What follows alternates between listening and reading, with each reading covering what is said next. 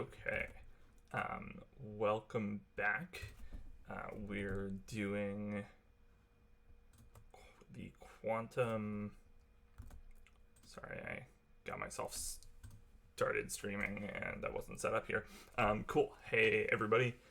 Yesterday we started in earnest the project to encode quantum computing into Rust, and so um, we have that project here, and the goal, if you remember, is to implement the quantum computer in order to help us understand quantum mechanics and quantum phenomena better. And in particular, I would want to simulate Shor's algorithm for factoring numbers, which is kind of the cornerstone result, as far as I can tell, in quantum computing, and eventually visualize quantum circuits to help explain what's going on there. And so yesterday I was pretty happy. We got to implement, we got to use an algebra to get complex numbers and matrices working. We got to implement qubits, and we got to implement quantum gates, and we got to demonstrate interference effects using Hadamard gates. So kind of accomplished all the goals yesterday, which was pretty cool. And just as a recap of that, the basic idea here is that a qubit is the quantum analog of a bit. So it's a thing that when you measure it, you either get a 0 or 1 out. But unlike a regular classical bit, which is always either 0 or 1, it can be in a superposition of 0 and 1. And in particular, it can, and when you measure it, so a superposition is like a mixed state, and when you measure it, it essentially collapses to either a 0 or a 1. So you measure it, and if you get a 0, then it collapses to the state where if you measure it again, it'll always be 0. It's no longer a superposition, it's just 0. And likewise, if you measure it, it'll be a 1, or if you measure it and get a 1, if you subsequently keep measuring it without doing anything to it, it will remain a 1. And so, for example, if we take this example state, which is basically a 50-50 mixture of the always 0 state and the always 1 state, then when we measure it, we'll have a 50-50 chance of getting each possibility. And when you do, it'll be in that final state.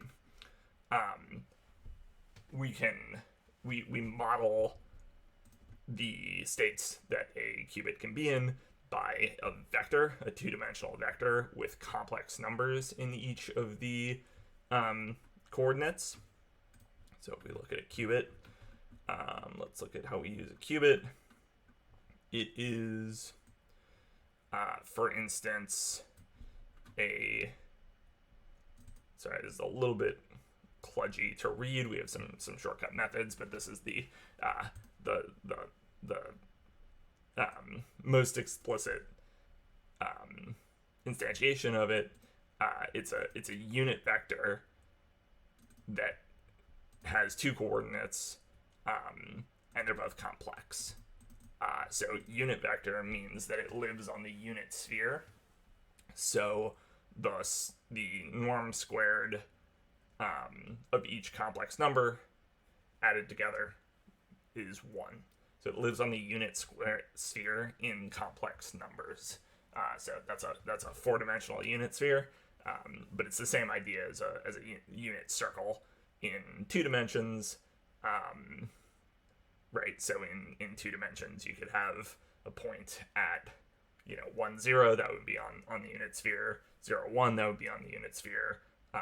Square root, 1 over root 2, 1 over root 2 would be on the unit sphere. That's diagonally up, I think, if I'm doing my mental Pythagorean theorem right. And lots of other, infinite other points are on there. That's the two-dimensional real sphere, or real circle in that case. This is the same idea. It's just that complex numbers are internally two-dimensional, but they still have a length, and so the lengths squared have to sum to 1. And that's what this unit vector that we're getting from an algebra means. So we can put that into a qubit. That's basically the internal state of the qubit. And we can do things like mix the states with a weight, say 1 and 3. And that's going to mean that when you measure them, you get you get one of them 1/4 of the time and one of them 3/4 of the time. So explicitly, that's represented as as root a quarter, root 3/4 in front of each of the complex values. And the other thing we can do with qubits is measure them. So like I mentioned, we can if we take a basis vector, so if we take the state, just 0, that's always 0, and we measure it, we always get back the same basis vector, and we always measure 0. Same thing with 1, we always get back 1, and we always get back the associated basis vector. But if we're in a mixed state, then we get back a probabilistic thing. And so here we just tested that we get back one or the other. But I guess we can go ahead and also do for like in 1,000, let's say, let count zeros 0, let mu count ones equal 0, and then if it's 0, we can count plus equal 1, count zeros plus equal 1, and if it's count ones, then we plus equal 1 as well, and at the end of this we can assert that count zeros is more than 200, so we expect 1/4 of them to be zeros, and we expect 3/4, so that would be 250.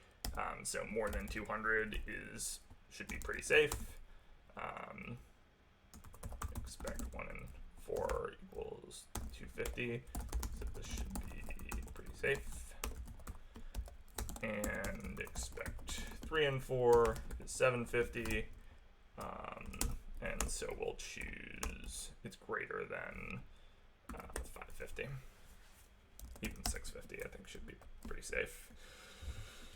We can do the math on what the probability is that it's less than that, but okay, and let's just run this to demonstrate the probabilities, and it passed.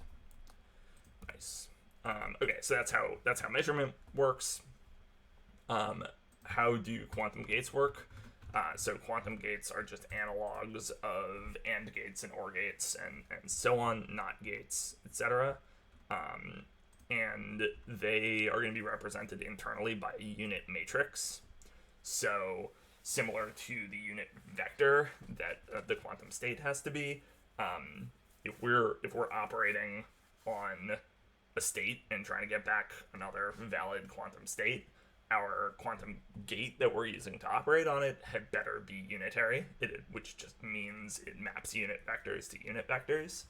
And so it is a unit matrix. And why is it a 2D matrix? Just because it's a thing that operates on a 2D vector and turns it into another 2D vector, and it's linear. I actually don't know if there's such a thing as unitary transformations that aren't. Yeah, there must be. But it's linear. I mean, Schrödinger's equation and stuff like quantum mechanics in general is linear, so it shouldn't be surprising that it's a unitary matrix. And so we can instantiate it directly. We have some shortcut instantiations for it. We can get the identity. Let's go ahead and put the not gate in also. Well, maybe I'll do that in a moment. But the pinnacle, or the point that we got to in yesterday's video, is showing that measurement changes the results of a quantum circuit. And so we did two different circuits that are the same, except that we measure one of them in the middle. So the first circuit, the one where we measure it, takes the zero basis. So this is always going to be zero when you measure it. It Hadamards it, which rotates it in state space such that it's basically a 50-50 chance.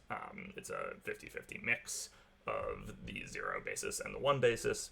We measure it, but that, remember, collapses the state, and it doesn't actually collapse the state. That's what the Copenhagen interpretation of quantum mechanics will have you believe, but really there's a physical description of why this happens. It interferes with the environment and turns into one of two outcomes with probability 50-50. So if we Hadamard that again, well, this is now we're in a branched world. We're either in the world where it's with 50% chance we're in the world where it's now in the zero basis state again, or we're in the world where it's in the one basis state again. Okay, so we Hadamard that again, and now we're going to rotate both of those, and both of those are going to be 50-50. In both worlds, there's going to be now a mixed state that when we measure it is going to result in a 0 with a 50% probability and a 1 with a 50% probability, but we're doing that on two branches of the wave function, and so you get to sum those up, or sort of cross-multiply them, and that's still going to be 50-50, because we're taking a 50-50 chance of a 50-50 chance, which is still 50-50 at the end of the day. And so we get, when we measure it in the middle, we get this outcome where we could get either result with 50% probability. And so we implemented that in tests, and we kind of did the experiment, and we showed that indeed, at least within some error bounds, because I don't want my test to be randomly failing, let's say should be 50% equals 500, so it should be safe. And same thing here. On the other hand, if you do that same exact circuit, but you don't measure it in the middle, you start with the zero state, you Hadamard it, so you rotate it into the mixed state, you Hadamard it again, which rotates it out of the mixed state and back into the zero state. That's just what it does. We didn't do the collapsing bit in the middle. We didn't let it interfere with its environment. And so now we're back in the basis state for zero. So we measure it, and 100% of the time we will get the zero state. And indeed, if we compute the double Hadamarded zero, so we apply the Hadamard gate again to the Hadamarded zero, we get back 0 as the measurement all the time, and the basis state is, or the final result is always the basis state. Cool, and in fact, even here, even before we measure anything, the double Hadamarded 0 had better be the basis state. And this runs.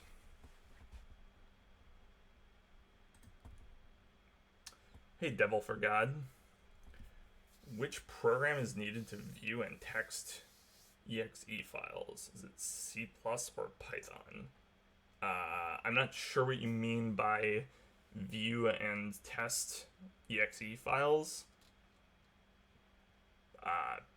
You can use C or Python to do anything you can do with a computer, and so, but exe files are like binaries under the hood, So, you know, you're gonna be inspecting a thing that's a binary file, which is going to be difficult to extract information from, no matter what programming language you use. I think you would need to know something about what created the exe.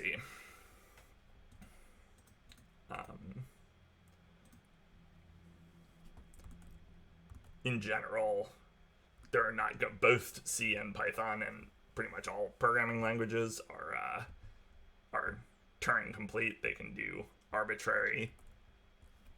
create arbitrary programs, and so you can do anything you can do with one, you can do with the other, at least in theory. One of them might be more performant or something. Cool. Okay, so we are set up with qubits and with quantum gates.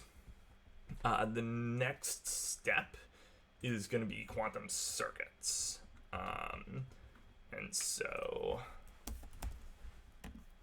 let's just get rid of all of these and say quantum circuit. And I think the first thing I want to do is re-implement the interference example with quantum circuit, just as a basic goal in order to make sure our quantum circuit works. And then I want to implement quantum Fourier transform and its inverse. And we'll get to what a quantum Fourier transform and its inverse are in a little bit.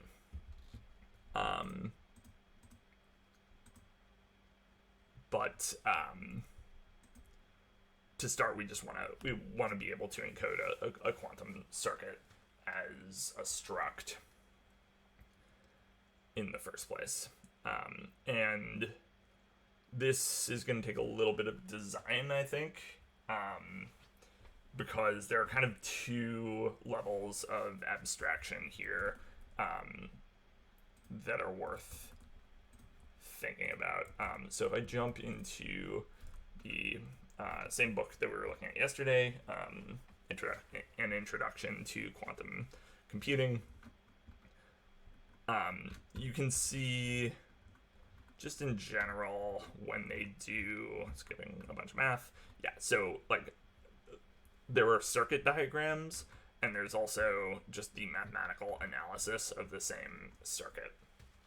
And these operate at two different purposes, right? Circuit diagrams are at a higher level of abstraction, and they're more descriptive and more explicitly descriptive, but they suffer from being kind of over specified, and in particular they're not going to be particularly computationally fast. And so we want to, when we do computations, when we run a circuit, we want to do it with the underlying matrix representations. But when we build a circuit, I think at least, and we'll have to see how this goes, but I think we're going to want to actually build it as a circuit. So we're going to want some semantics that let us stitch together a circuit like this, for instance, and reverse a circuit and things like that. So let's go ahead and start doing that. New file, quantum circuit,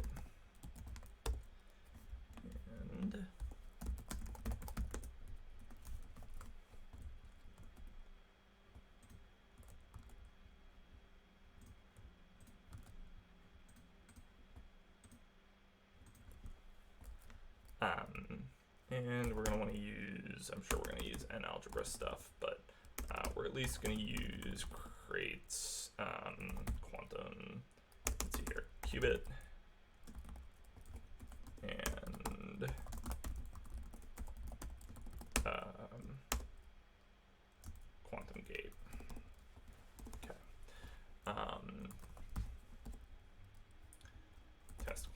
circuit. Let's test that quantum circuit initializes. And let's just put a few tests down because there are a couple of different things that I want a quantum circuit to be able to do.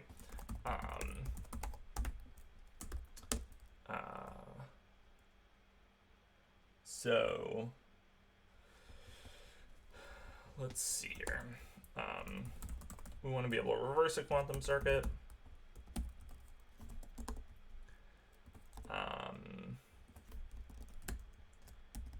We want to be able to, do we want to be able to run a quantum circuit?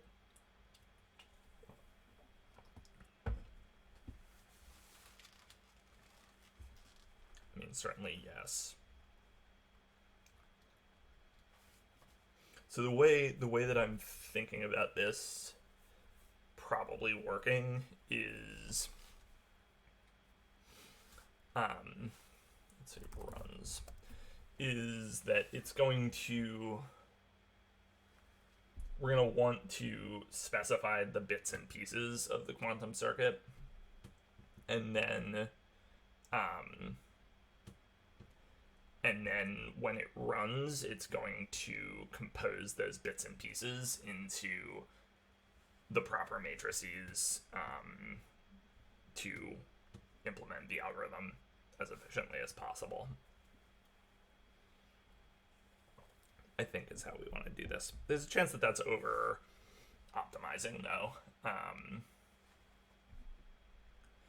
Because like, it could just be better to apply the gates as they are as two-dimensional matrices under the hood and not worry about optimizing it. So maybe I'll do it that way first and then optimize it later if it's super slow for some reason.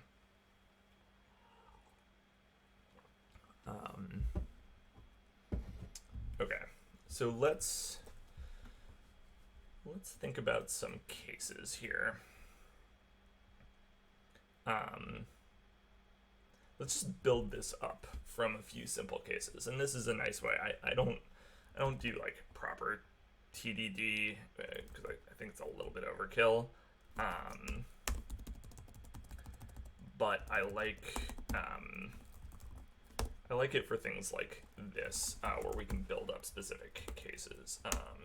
Test trivial quantum circuit, and we want sort of circuit, quantum circuit, and this will be default, I think, or new. They both work. Let's assert that circuit equals quantum circuit. Circuit is one of those words that looks, am I just misspelling circuit entirely, or is circuit spelled funny? Yeah, okay, circuit is just spelled funny. It's one of those words where if you look at it too many times, it doesn't look like it's spelled right. It's a weirdly spelled word. Okay, so certainly we should have a new and a default. And then let's just check. So what would it mean to have an empty quantum circuit?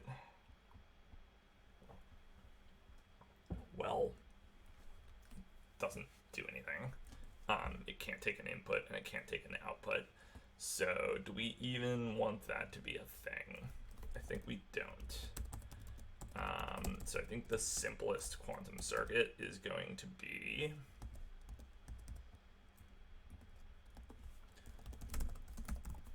something like, let's see here, maybe we want to specify the registers, the inputs and outputs. Seems good.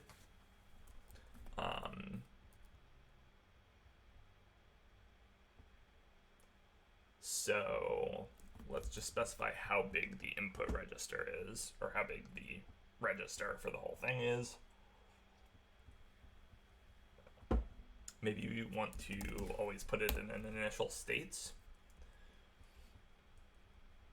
I think not. I think we want to pass in an initial state when we run it. And then let's add a gate that'll be the identity. I don't think we need to specify where, but maybe we will. And then let's see here, assert circuit dot run on basis 0 is almost equal. And it's almost equals just because we're using floats, and so we can't do direct comparisons. Okay, and we'll do a similar thing for basis 1, and let's do a similar thing for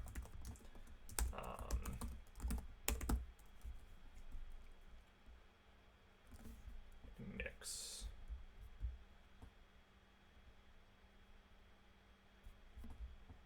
Okay, so that's a trivial quantum circuit. Now let's do a not circuit. Quantum circuit. That doesn't really test anything new particularly. So let's do a serial quantum circuit. And there we'll do circuit, add gate Hadamard, add gate, let's do a not gate, and let's do another Hadamard gate.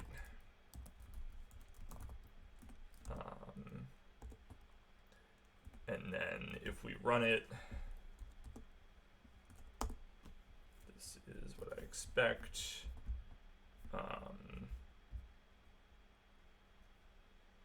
And if I run this on a mixture that is equal, then I expect to get back the opposite mixture. That seems plausible. I don't actually know, but I can work it out if the test fails. Okay, and then let's do a 2-gate or a 2-qubit quantum circuit.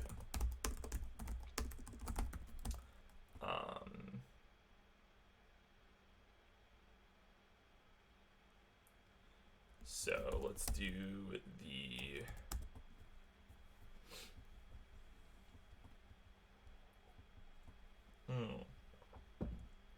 right. We also, I'm remembering that we need to do something else. We implemented quantum gates as 2x2 matrices, which means that they are 1-qubit gates, right? 1 qubit is a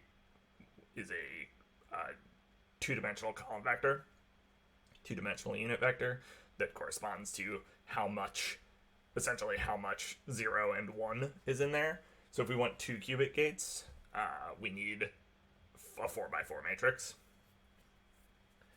And there's a question that I deferred last time of whether we want to implement those as a separate type or if we want to generalize the quantum gate type and make it take whatever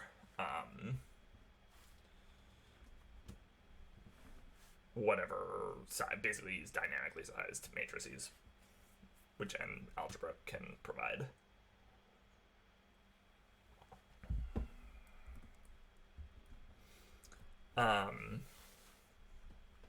Both seem somewhat reasonable.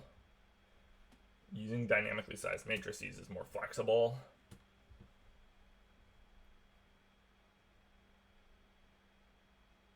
It's maybe a little harder to implement. It's maybe a little bit less, what's the word? Like ergonomic.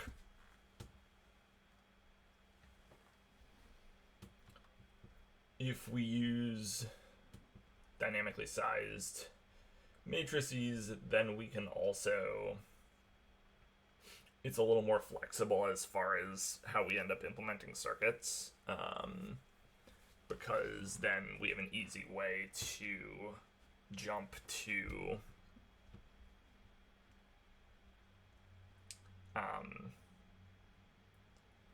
if we have 20 qubits, we can compose multiple quantum gates into a big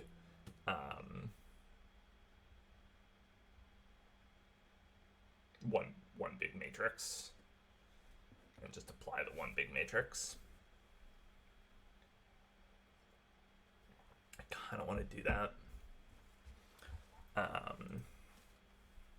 Okay, so let's finish. Let's just implement with what we would like this to look like, even though it's not going to work. Quantum circuit 2, and then we say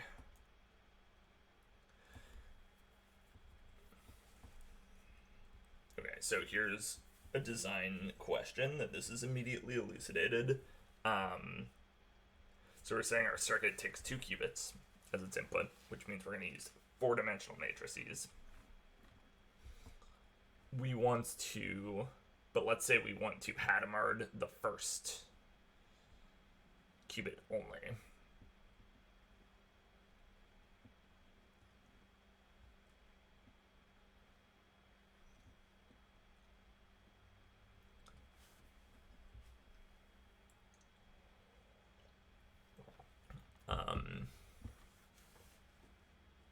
Like, we want the flexibility to be able to add a gate, to add a single qubit gate or a 2 qubit gate here.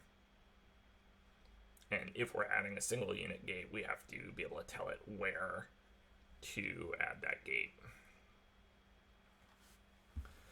So one way we can do it is by saying we're gonna do this at the 0 index, which I think I would rather do here.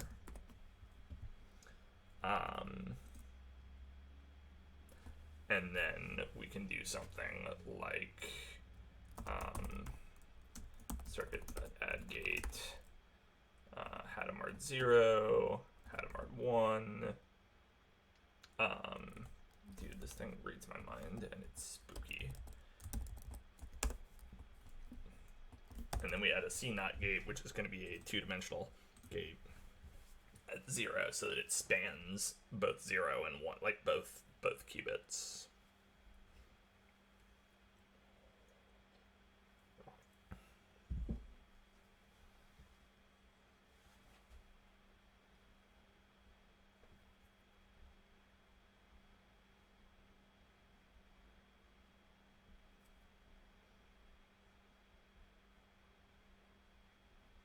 One downside of doing it this way is going to be that if we want to be able to visualize the quantum circuit, like if we want to print out a circuit diagram, it's going to have forgotten. Well, I mean, we could make it remember, but like, if on adding the gate, what's happening under the hood is we're turning this into the appropriate sized matrix for the circuit and adding that in there, which I think is what we would want to do, then we're gonna lose the circuit diagram, essentially, because, like, say we want to create a circuit diagram that looks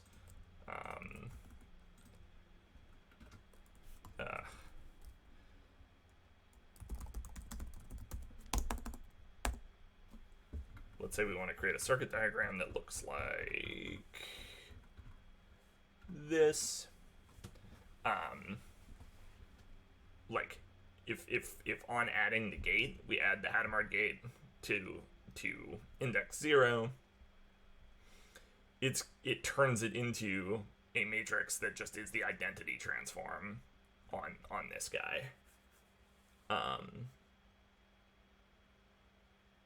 And then this is a 2 qubit gate, and so it's going to be a matrix that just crosses these.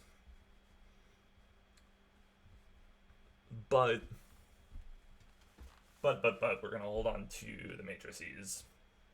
And so if we wanted to create a circuit diagram out of it, we could also, we could just reverse engineer it. So we could basically have a way to render, Hadamard cross identity as Hadamard and nothing. That seems fine. Okay, so I'm not super worried about that. Not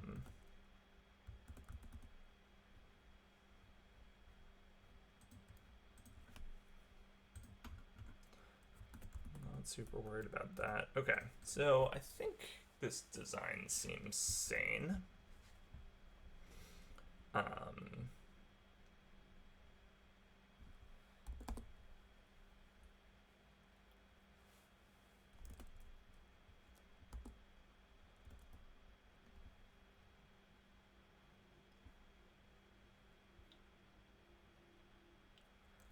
But then this is very wrong. So so interesting. So we have another question, which is, we said we were going to run this on a qubit, but we don't get to run it on a qubit. We have to run it on a register full of qubits. So we can just wrap this in a vec.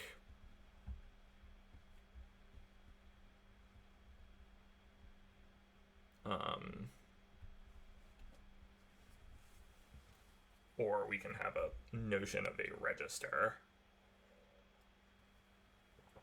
I think I like having the notion of a register. So we'll say register singleton.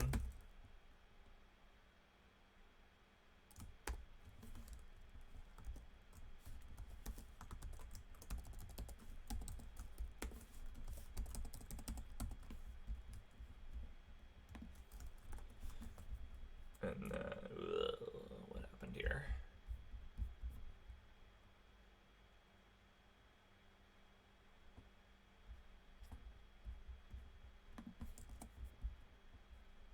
My params are okay.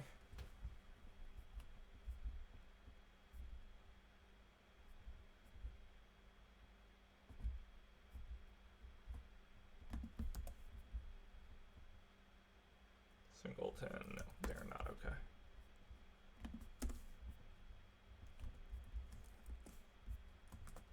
Okay, now they're okay. All right. And then these will similarly be singleton or register singleton.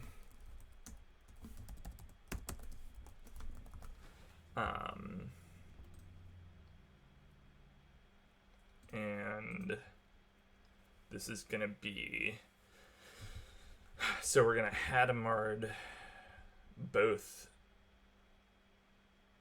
So we're going to get Hadamarded basis 0 in both the first and the second qubit.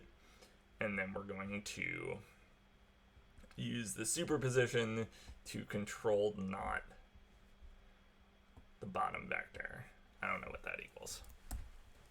I'm going to put in a value that purposely fails, and then we're going to verify the value makes sense when we get an answer back.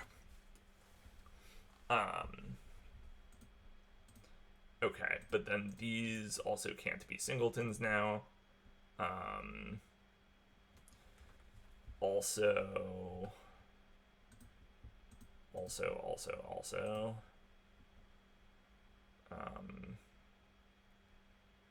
We run it and it almost equals a singleton of this, because the input and the output.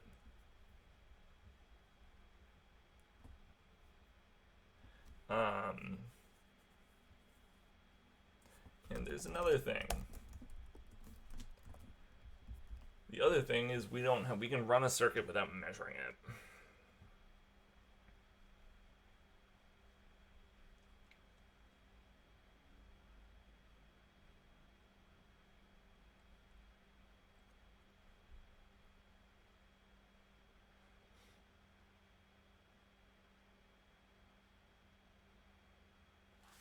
So this is probably also not right.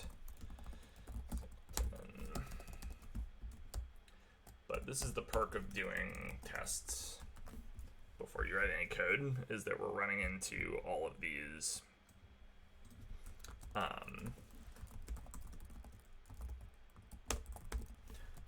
design questions now, rather than after we wrote a bunch of code. I mean, this looks like a lot of code, but it's really not. It's really not.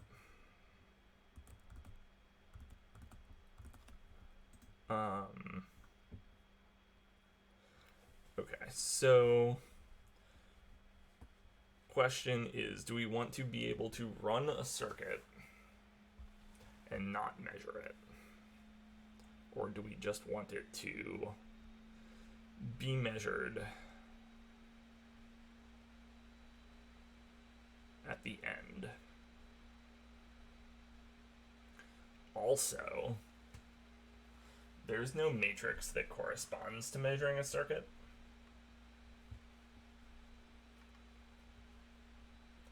So if we want to be able to measure in the middle of circuits, then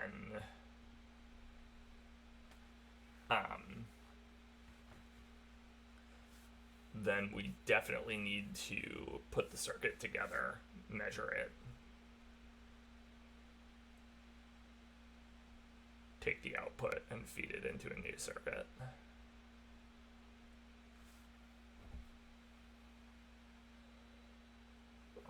Either way, though, we're going to run and measure the circuit.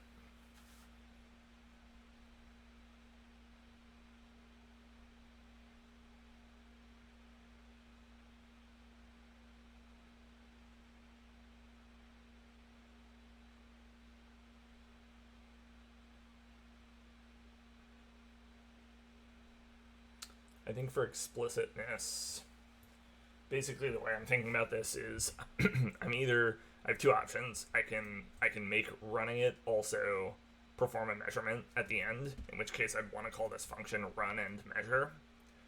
Or I can have run and measure be separate things, and run mutates the circuit in place. Oh, it can't mutate. No, run should just return a state, and then we can measure it ourselves. That's the answer. Okay, so run returns a state, which lives in the register. Okay, that's fine. That's fine. Okay, I like it. And then we can measure it ourselves if we so choose. But on the 2-qubit system, a singleton is not going to do it. So let's do, let's say register.fill, and then qubit, basis 0 or 1.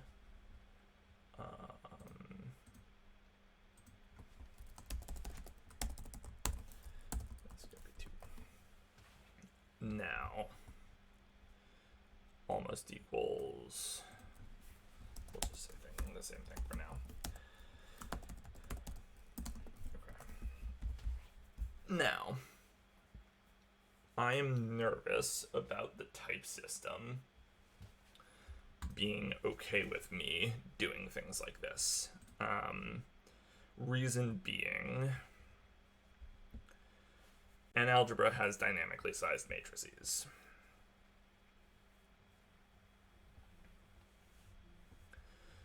But that's a type. Like this 2 here only exists at runtime.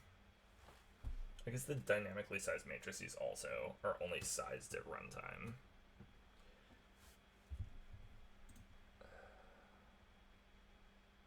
So this register is essentially going to be dynamically typed as well. And there's not going to be any way that at compile time, we can tell if this circuit is allowed to run this register, right? Like, even though we're saying, no, don't worry, this quantum circuit is a 2-qubit quantum circuit,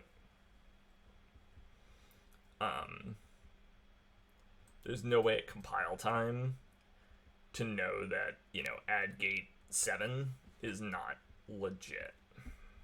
We can do it at runtime. Likewise, there's no way to know that filling the register, like, this is a allowed register.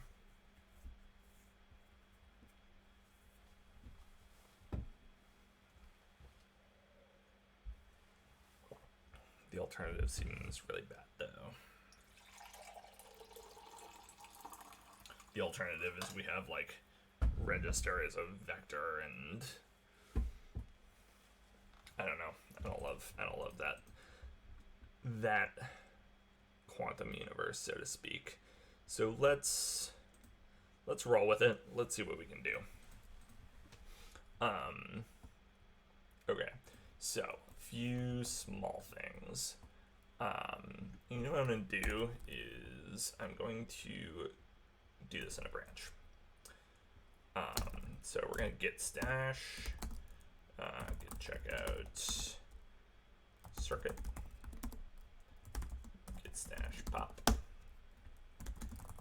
all, commit, set up some circuit tests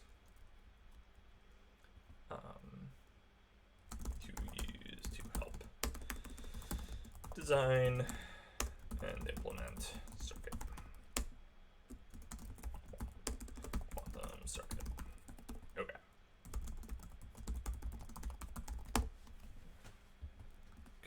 Okay.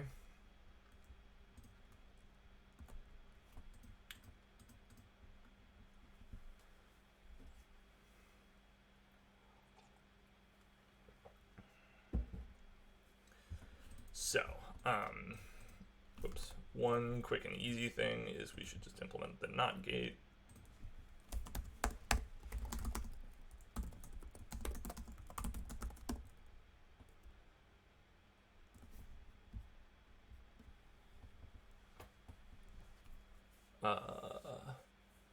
Is that the not gate? Yes, it is. It is. Its inverse is itself. Which is probably not unique. I guess it had. I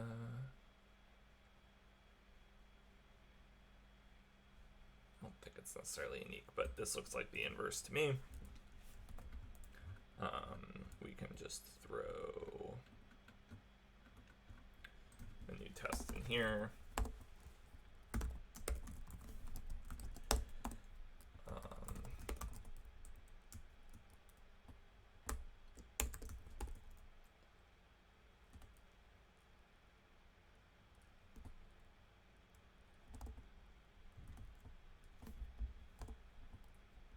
Good.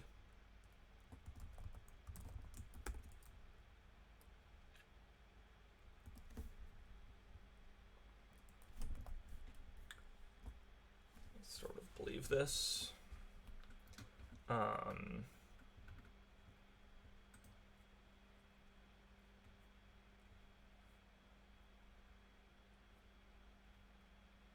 Yes, I believe that not gates flip the state completely, so this seems right to me. Okay, so that's one thing out of the way.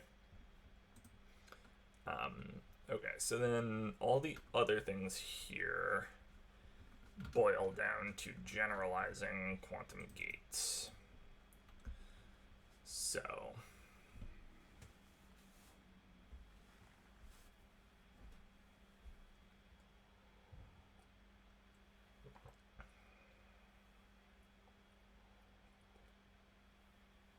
which really corresponds to generalizing register. So let's try testing register first. Register initializes. So the idea for register is it's going to be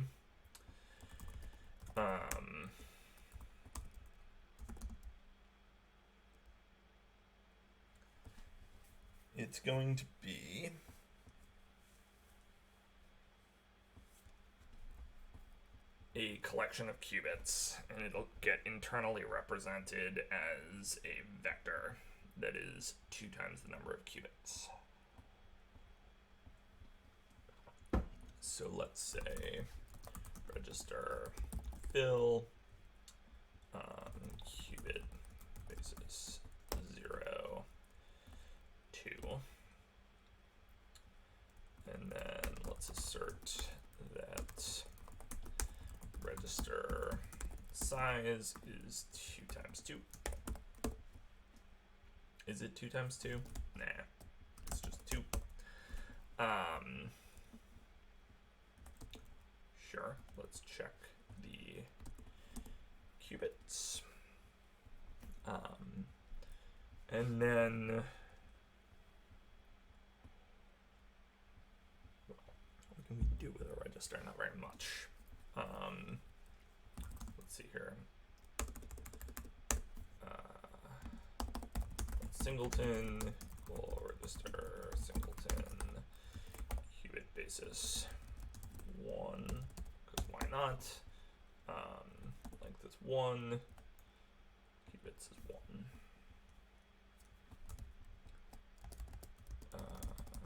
Just dot length and get qubits 0. Get qubit 0. Okay. So this is already going to force us to have dynamically sized registers, which is what we want.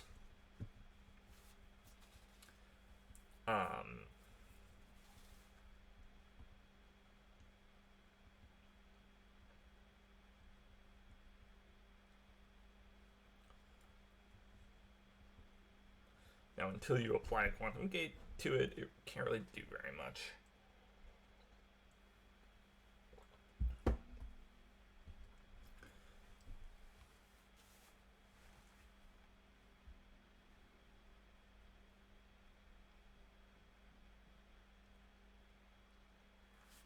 Okay, let's see what implementing this type would look like.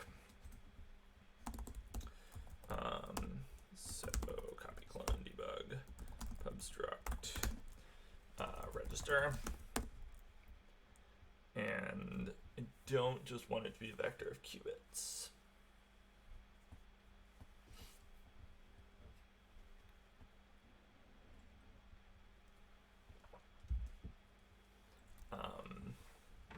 I don't think. So I'm back to this question of, do I want to store things as qubits and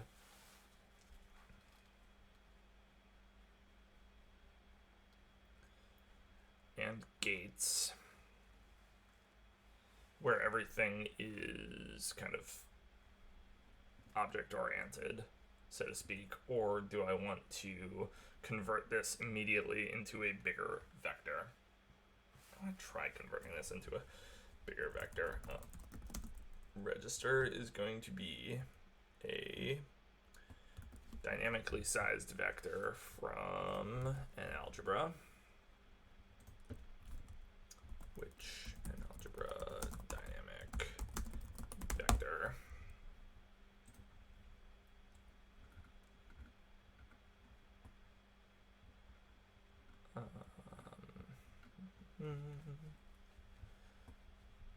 okay,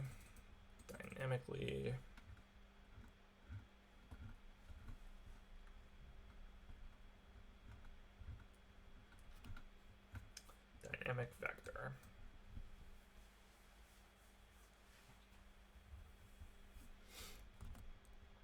So we can call this a D vector potentially. And D matrix only can't be copy. Okay, fine.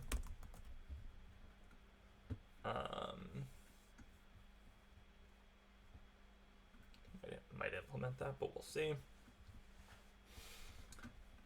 And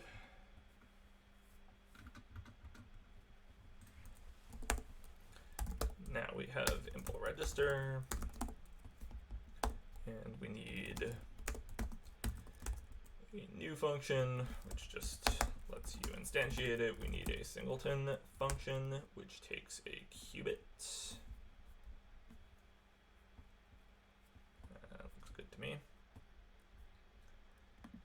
And we need a fill function, which takes a qubit and a size. Ooh, what is this? What is this? What is this? What is this?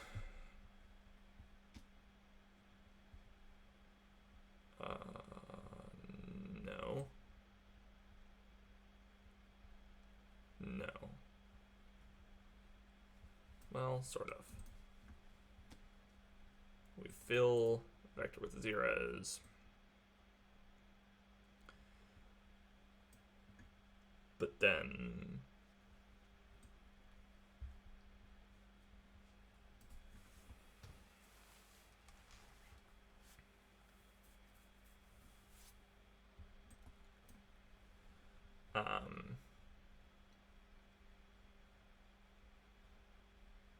but we need to set it right.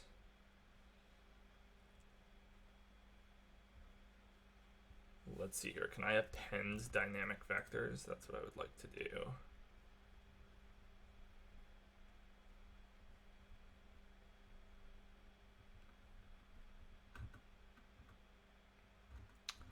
I would like to essentially cross or direct product my dynamic vectors here. D vector and algebra.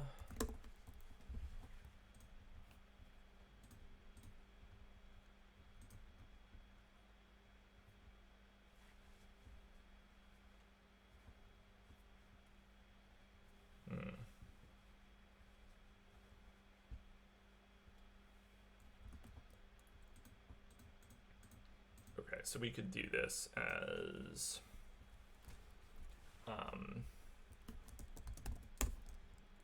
let's see here.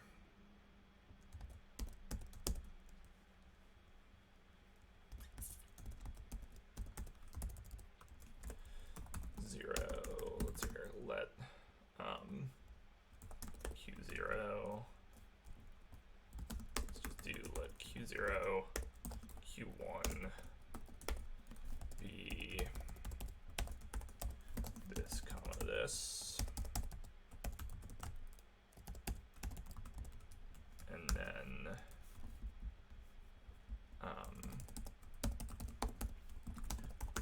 let mute register vec be a new vector, and for 0 in size we push Q0 Q1, and then we do register vec dot.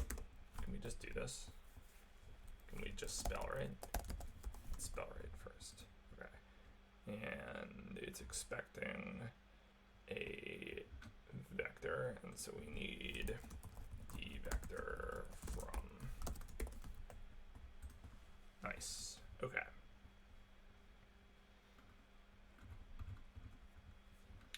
And length is the other thing to do.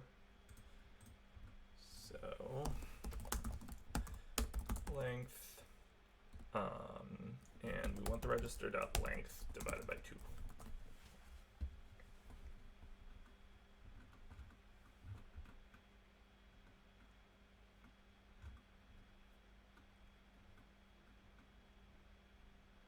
Okay, and then get qubit. Get qubit. And yeah, we look at the register and we pull the values out. That's fine. Okay, so all of those tests are now compiling, which is good news. I'm gonna comment out the quantum circuit tests just for the moment.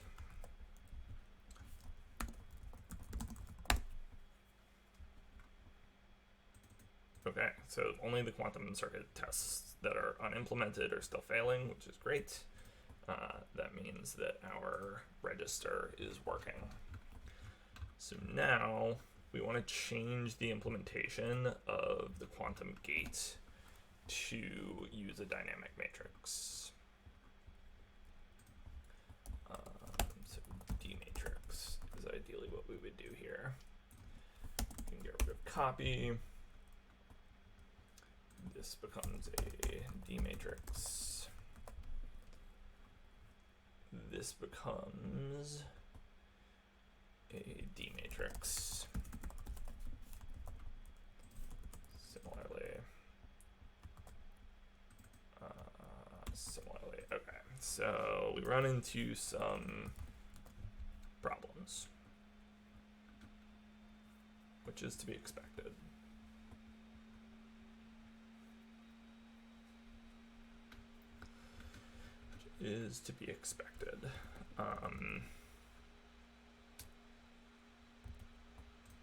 Pause here for a moment for a bathroom break. I will be back in a moment.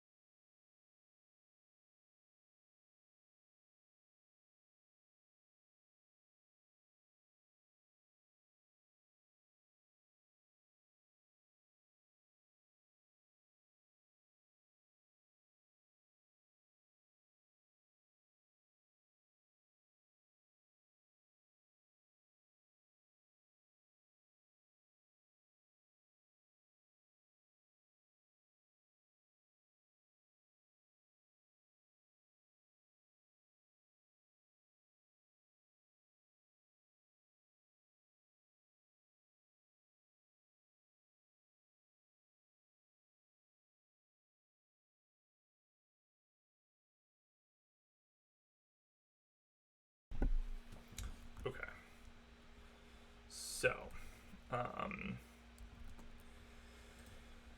So we start running into issues because this isn't how you instantiate a matrix anymore, and also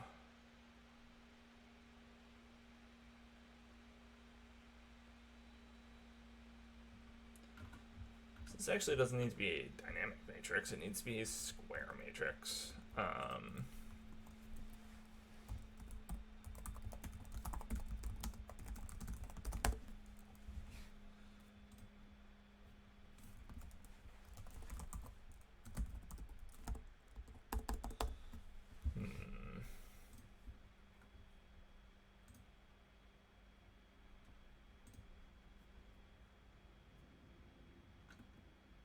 There is a type.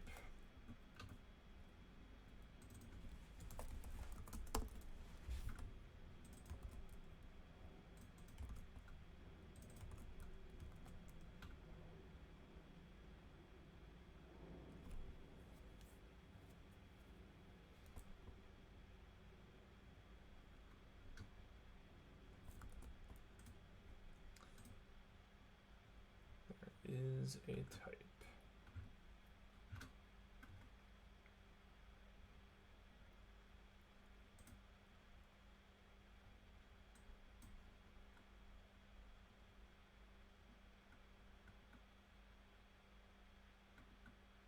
Scalar type.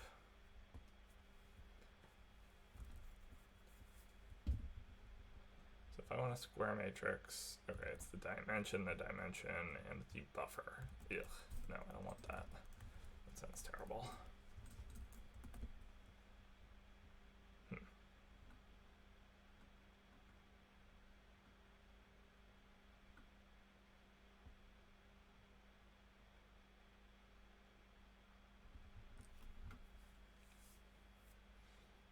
That sounds terrible. Yeah, so this where it gets a little dicey.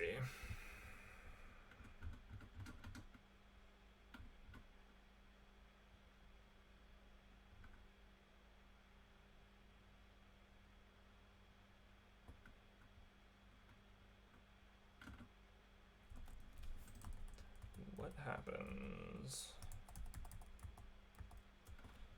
Okay, what happens if I... No, because it needs to know that it's not dynamic.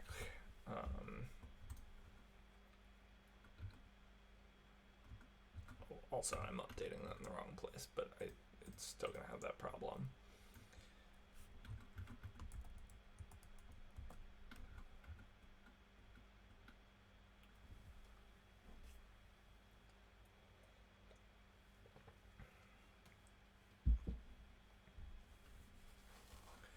So the issue now is that a lot of these are going to need, it's going to need to know its dimension.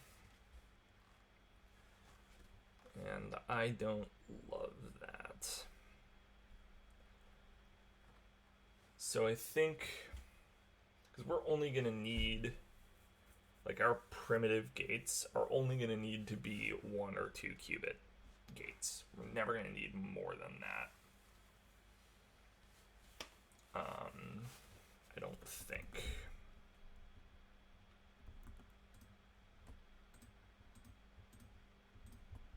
Do I believe that? Just look at my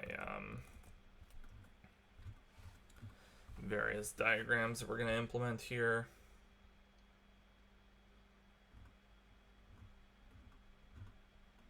Yeah, I think I believe that.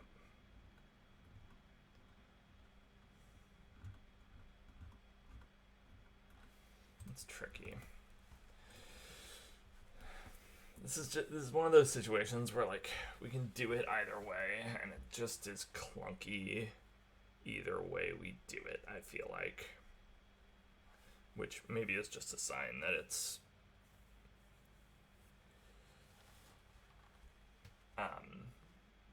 essentially, it's just like a somewhat harder problem than it seems like on the surface. Like the human brain can sort of abstract away a bunch of this stuff, or trick itself into thinking that it's abstracting it away, and when you try to teach it to a computer needs to know every little thing. Just want these to be square matrices always.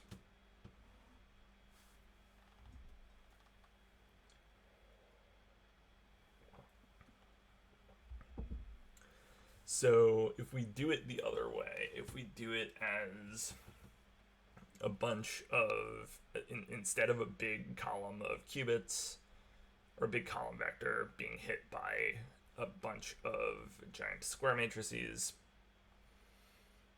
we can instead do it as a vector of qubits that forms like a tree of inputs to gates. And the gates are either 1 or 2 qubit gates.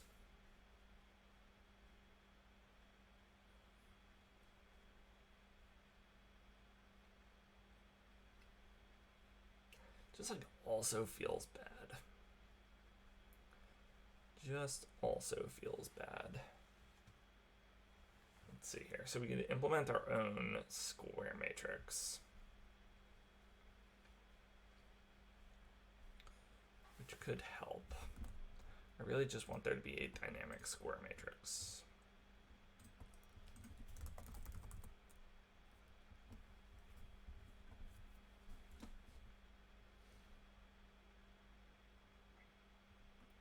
I want there to be a D square matrix. It does not appear to be.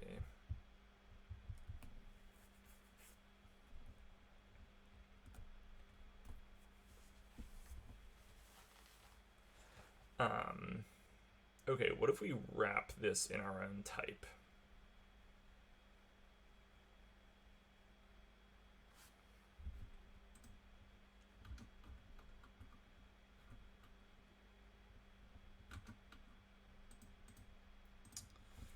Let's do that, I think.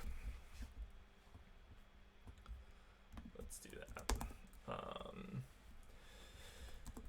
Test.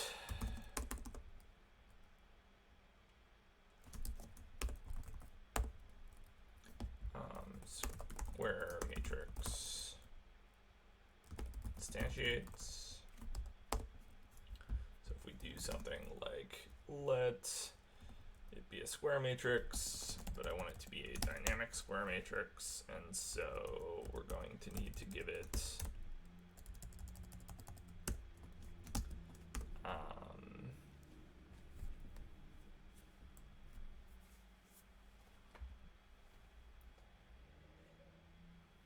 we'll just give it a D matrix probably.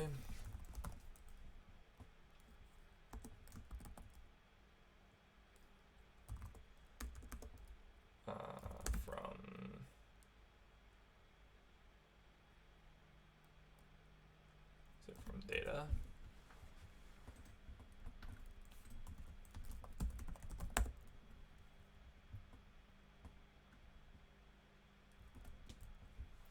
From back.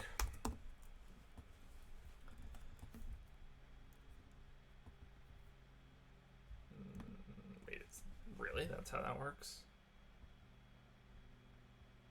Yeah, no, I didn't think so. Why does it think that?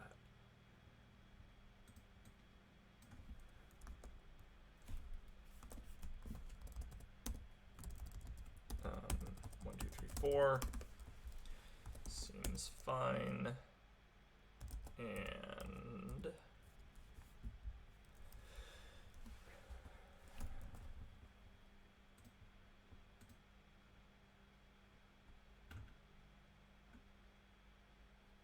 oh no, it does need the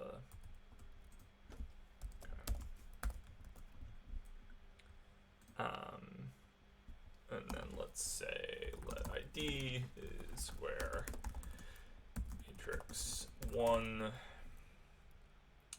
2, and then assert m approximately equals ID times m.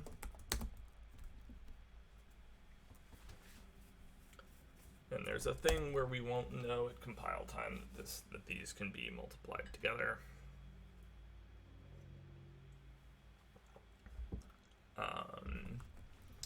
So what to do about that?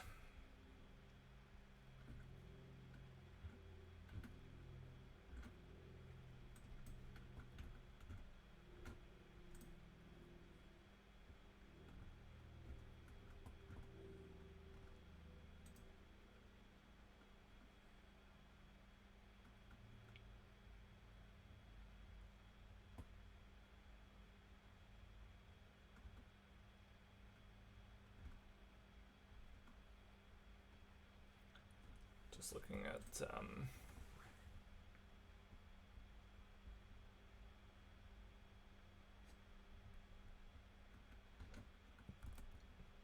not totally sure what the behavior of a D matrix is when you multiply two D matrices together, because they might not be compatible, but we will figure it out. Okay, let's implement this. Struct square matrix.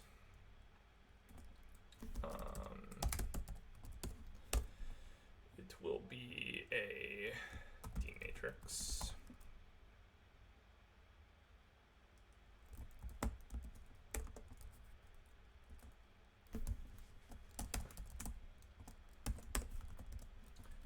It will have an impl, square matrix. There be a bunch of stuff.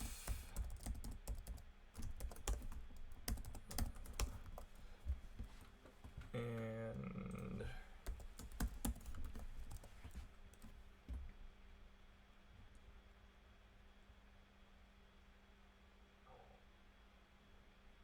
okay, partially Q isn't a thing.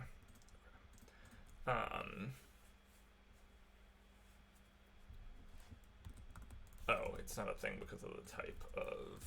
Let's just make this always clone debug and partial EQ.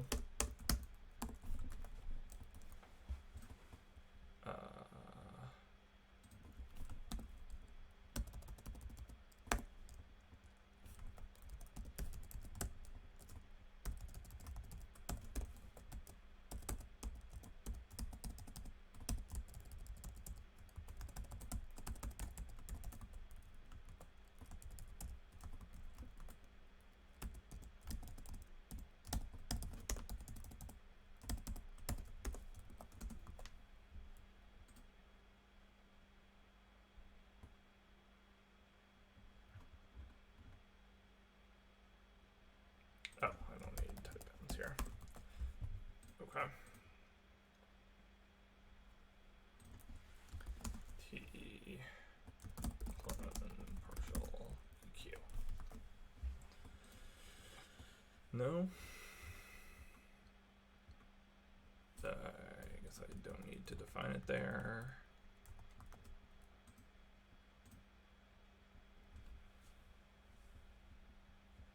Binary operation equals can't be defined. Do I need equals on this too? No, I shouldn't. Partial equals should be sufficient, I would have thought.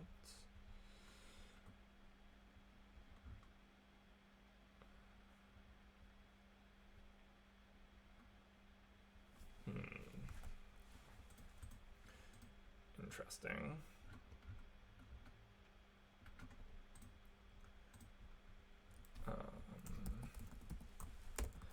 In algebra, D matrix. See what we got. Oh, D matrix does not.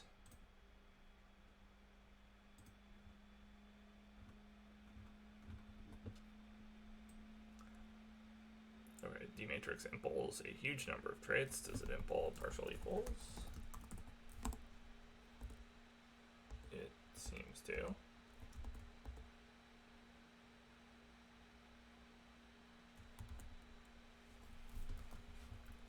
Confused as to why it thinks it doesn't. Oh, I guess it doesn't. Okay, so it doesn't for exactly the reason I was talking about, that it can't confirm, like it doesn't know that the sizes can be compared.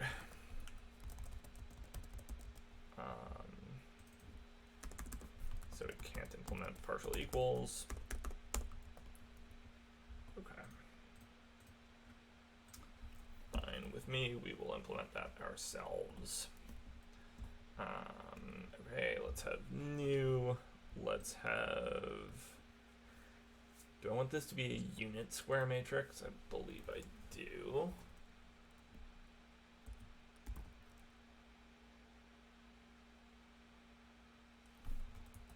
Question, can I have a unit D matrix?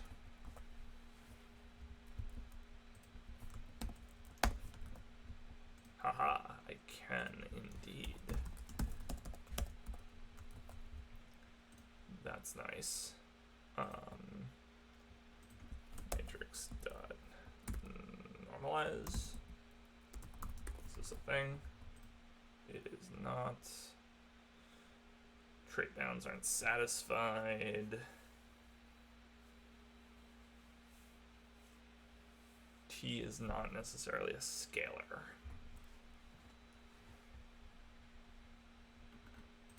Well, T is definitely going to be a scalar, so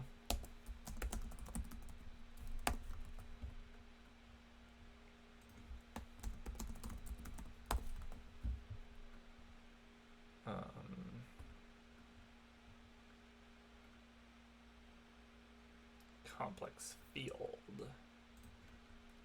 Okay.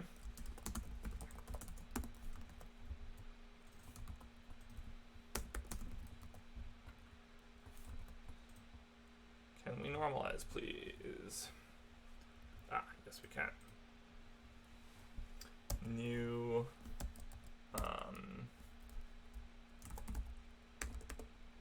let's see here, unit.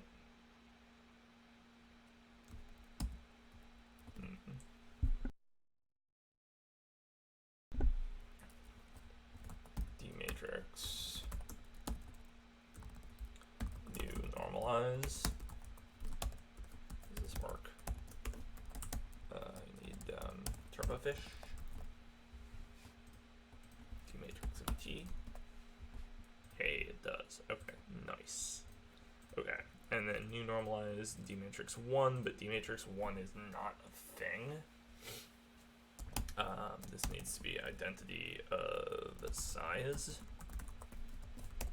And then we do what? D matrix identity size. Nice.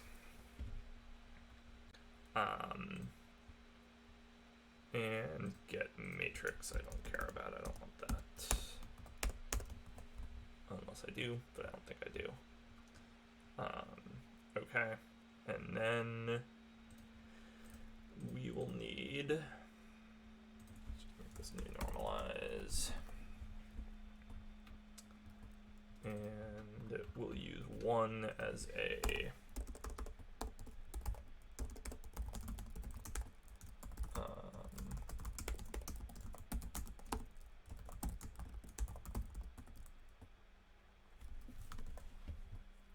an alias, and we need to implement multiplication.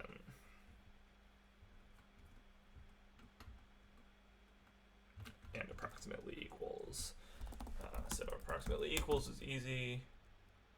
Don't I use almost equals? Ugh, or am I just horribly inconsistent? I like almost equals better. And then quantum gate.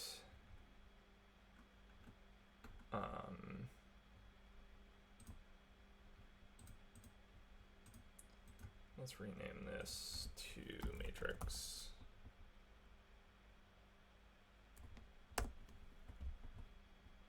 It's fine.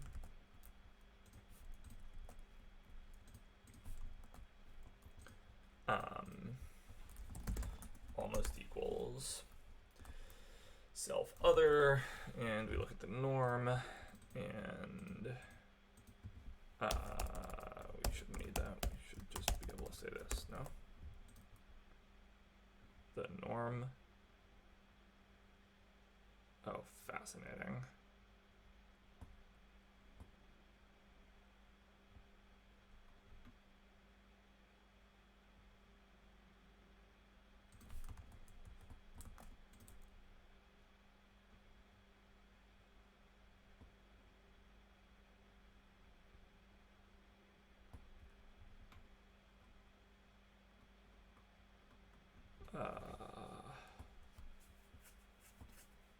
Complex field. Sure.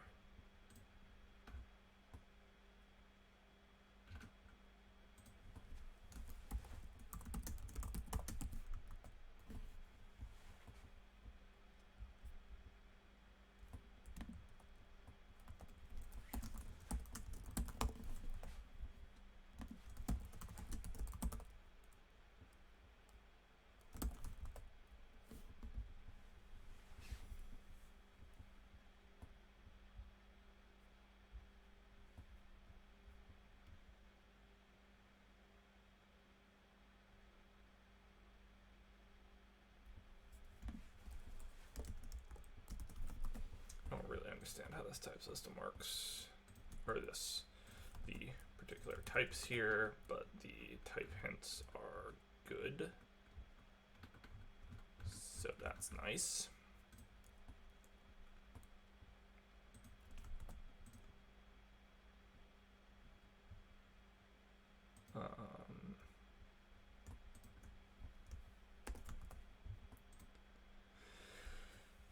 And why don't we like this? Sure.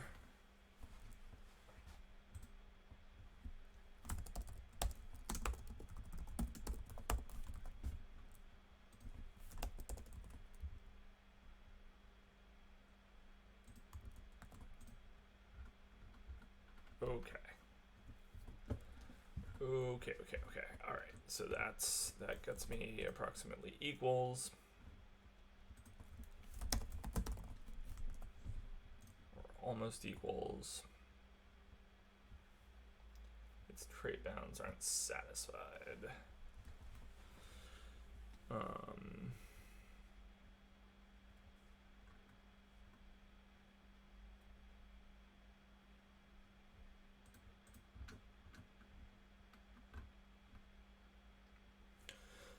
Doesn't think that complex. Oh yeah, complex number does not implement being ordered, so this isn't gonna work.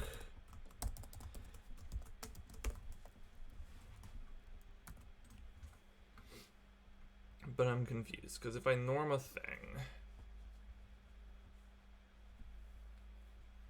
I get a real number back.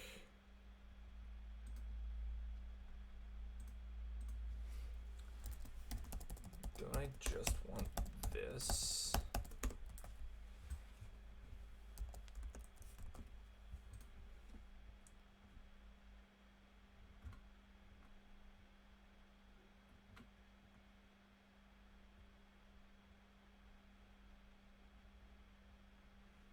Because the type isn't t, this norm should return a real number.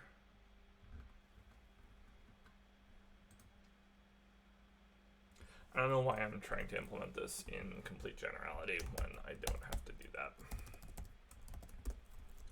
Square matrix, complex F32.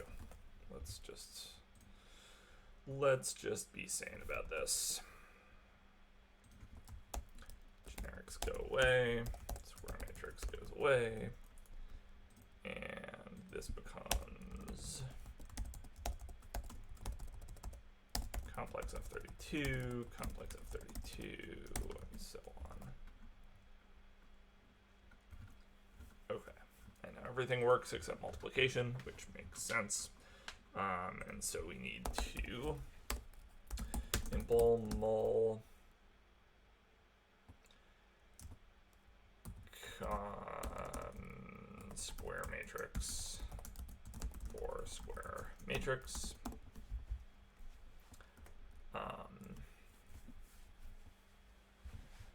And that seems right. And then we should also impl mul qubit. No.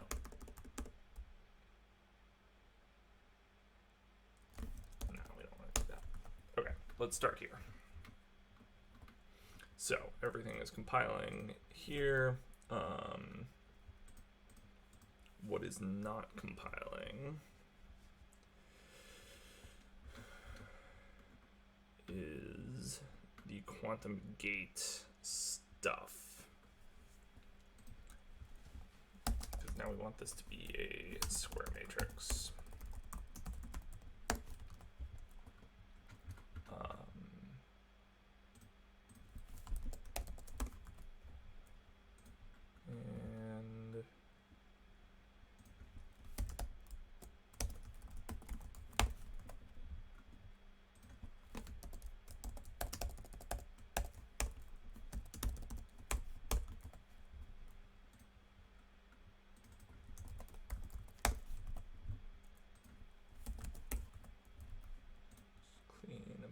This up.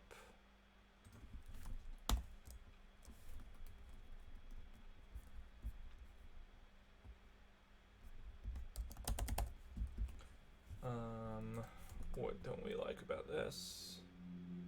This function takes an argument. Yep, that's fair. Size, usize. Let's pick up size. Okay. This can just be new, and this can be square matrix.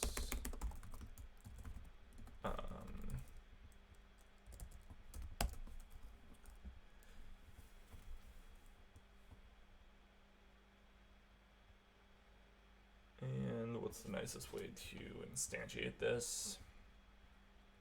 I guess we can just pass along from Vec.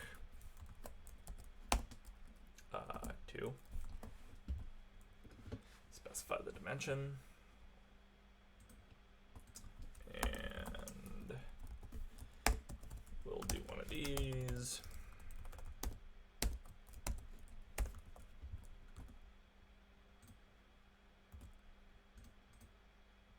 We'll implement that in a moment. Hadamard, we will say from Vec.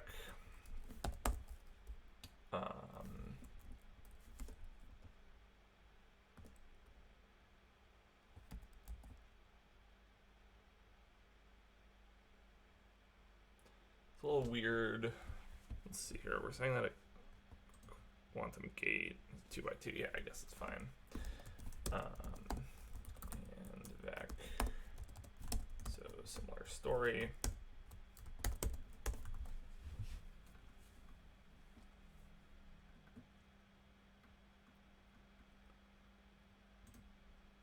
And then we need to be able to compare. We can do that by just comparing matrices.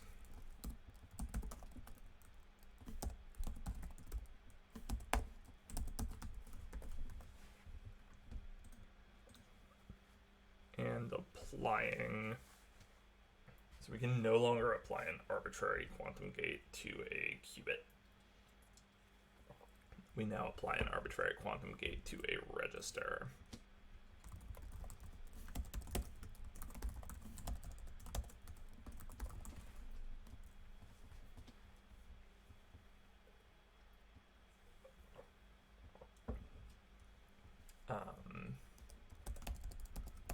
And so this becomes register dot get vector, something like that, and register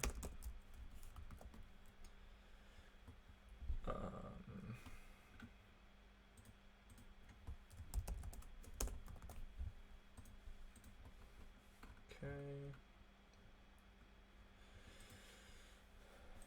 and then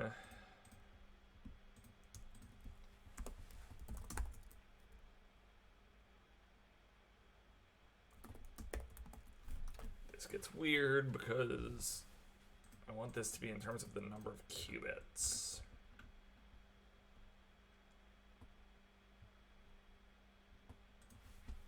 This should be 2 times size.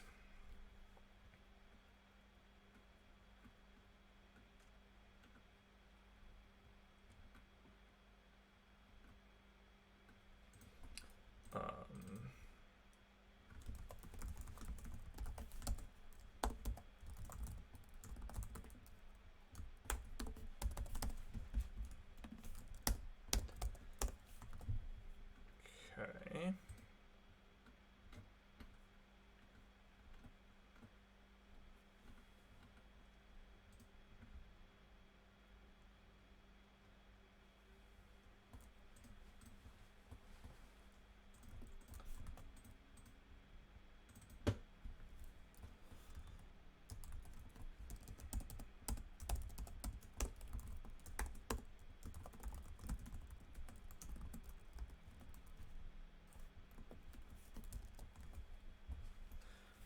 So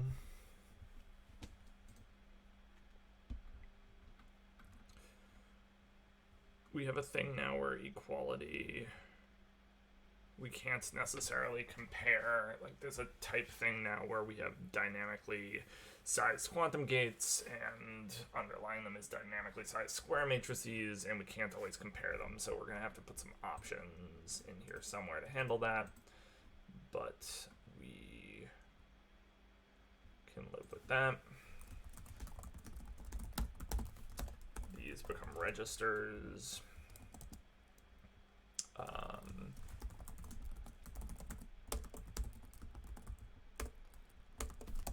Register.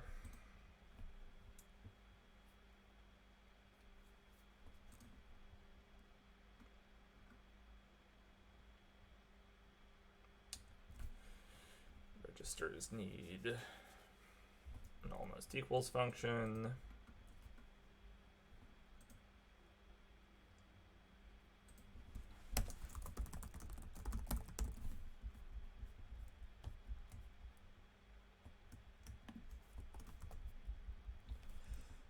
And okay, it's like maybe a little clunky,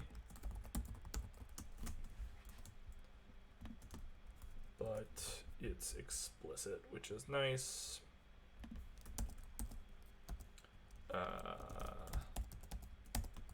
Putting the ampersands in the wrong place here.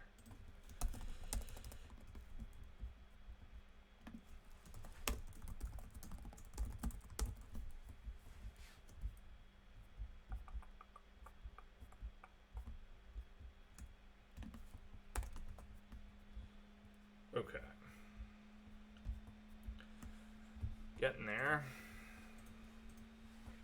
I'm just going to comment these out for a moment. Just because I want to run my tests first. So what all is failing here?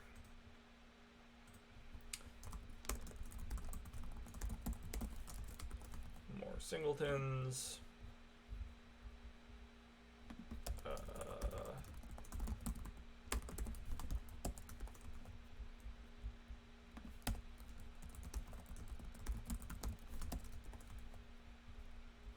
Okay. And then we need almost equal for registers.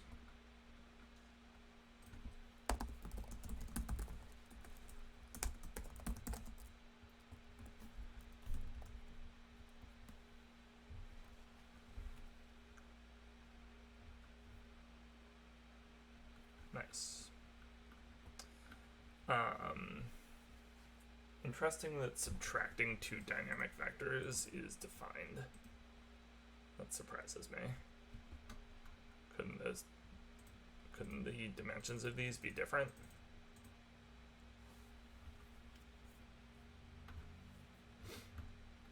Don't really understand how that would work. I find that confusing. Maybe there would be runtime errors.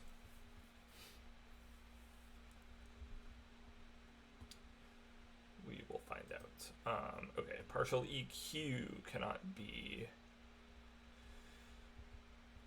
done. I really want to be able to equate these.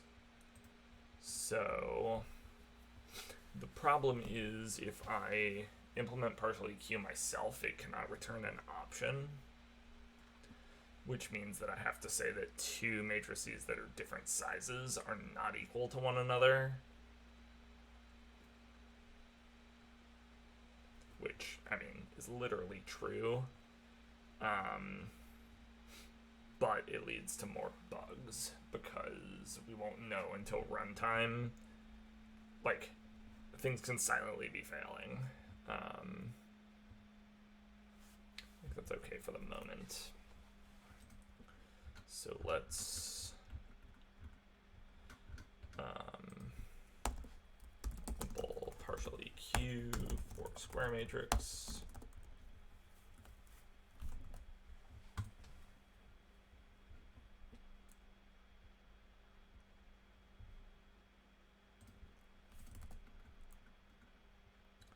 And let's implement from vec.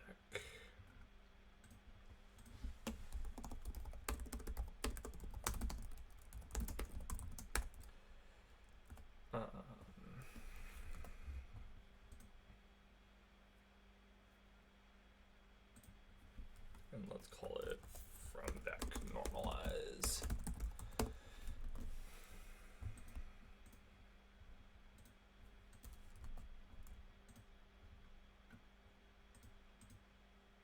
And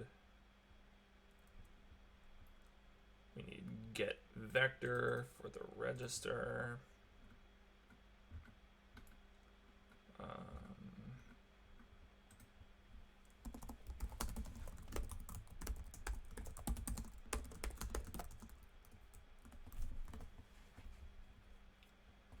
And we need to be able to multiply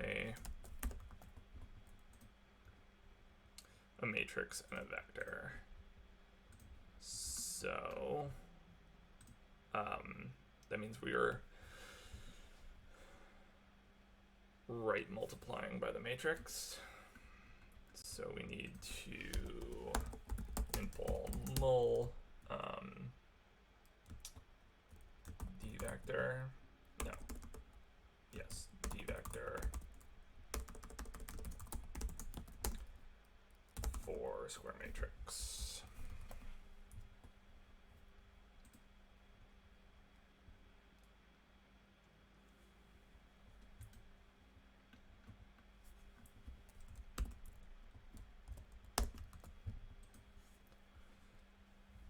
And d vector complex of 32.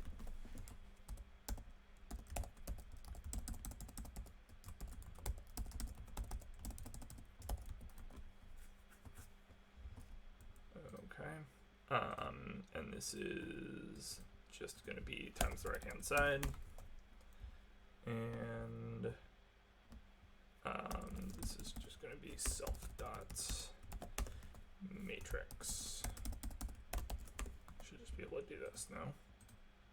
Self.matrix is a unit. Okay.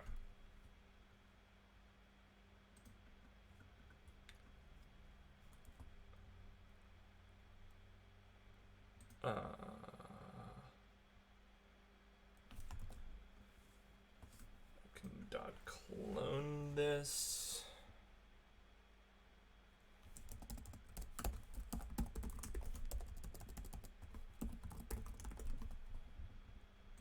And that'll be fine. These are effectively copy. Okay, and same thing here.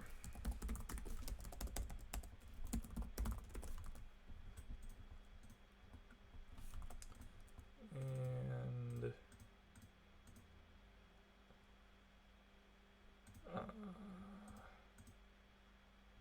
where is this guy moved?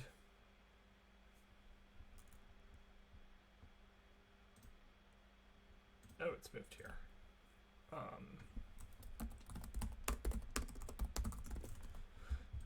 It's fine, we can clone these all we want. Okay. And we can clone this. So close. And we can clone these. These are all essentially copy types, so they just don't implement copy.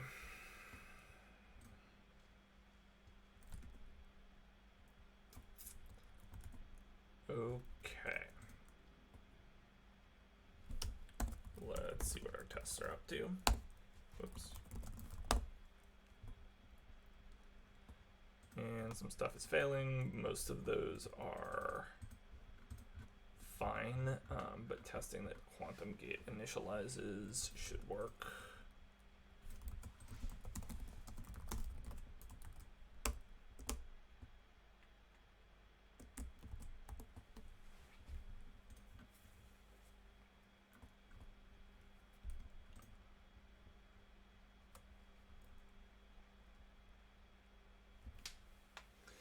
So the result of applying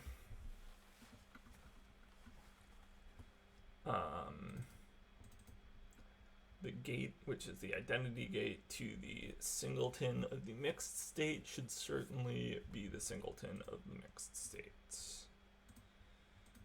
So why isn't it? Why isn't it?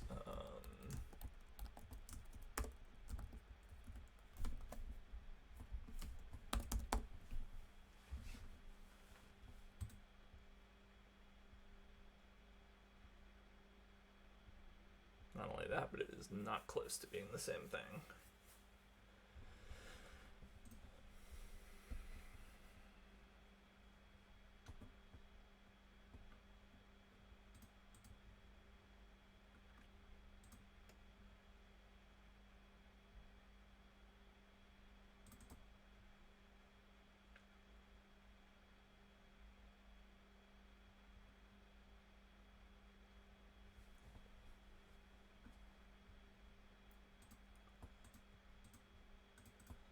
Gate.apply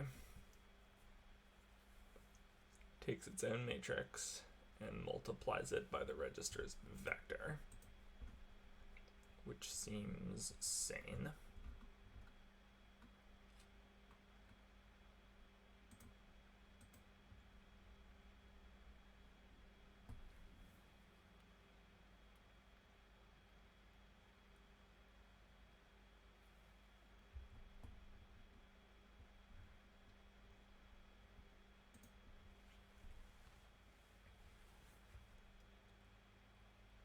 So gate is the identity of size 1, which is a 2 by 2 matrix. Let's put some more assertions in here that check things we care about.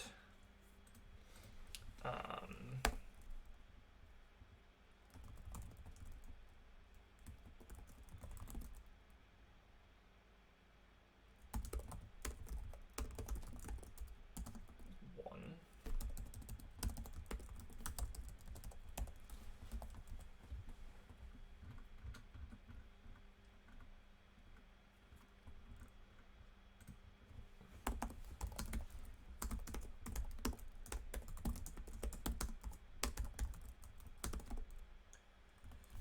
Matrix.length over 2.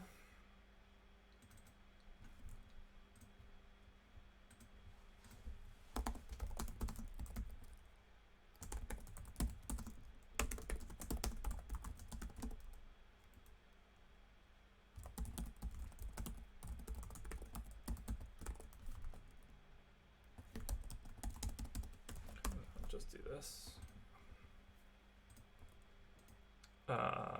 Oh, I wonder if length is the number of, matrix dot rows.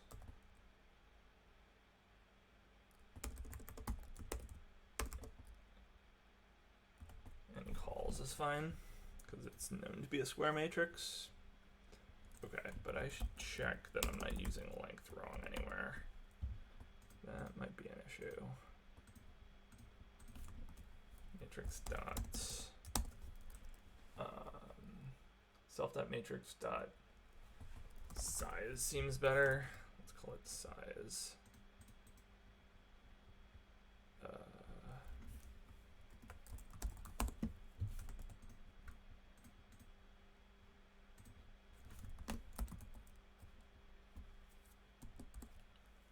Length seems fine for that. Okay.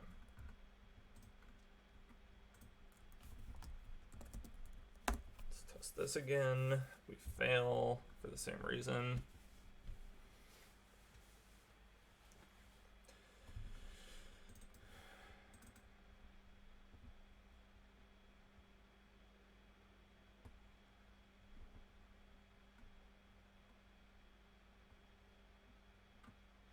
So this is the number I would expect, because this is the square root of a fourth, is 0.5. So why is the result of applying the gate wrong?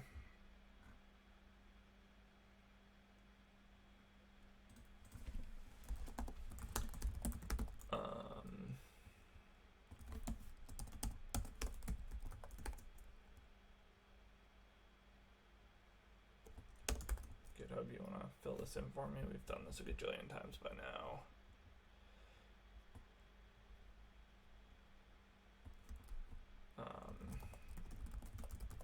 Basis 0, qubit, basis 1, 1 and 3.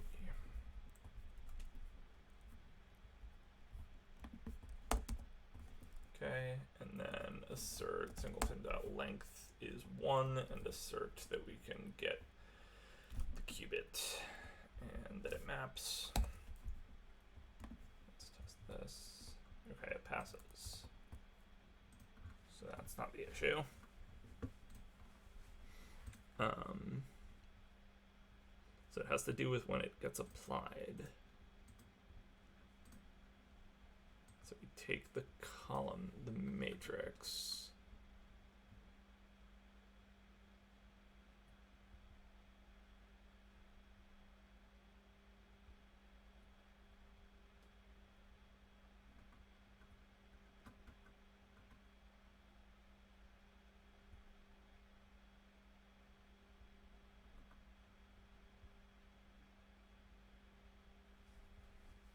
And we multiply it by the vector.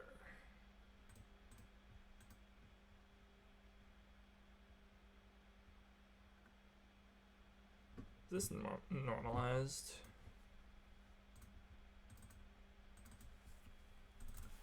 What is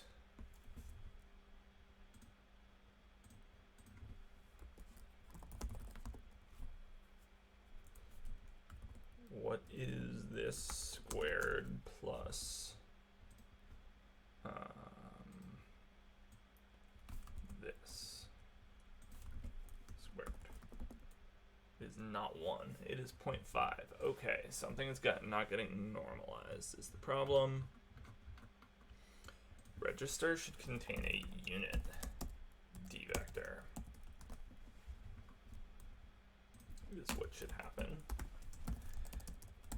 And then we should have pub the function new normalize, which takes a d vector and knows how to normalize it. And this should be from d vector from vec new normalize.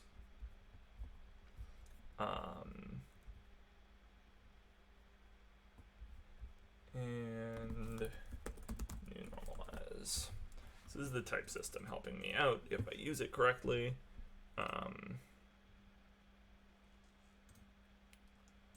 Register.clone.into inner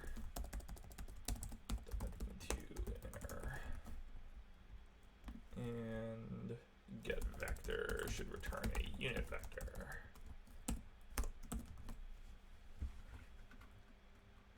Okay. Did that do the trick? It did not.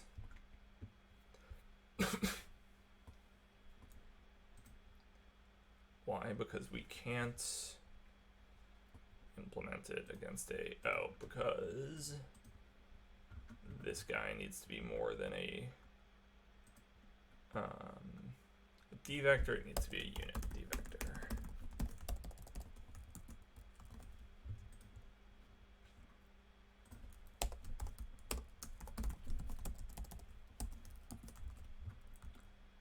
Okay.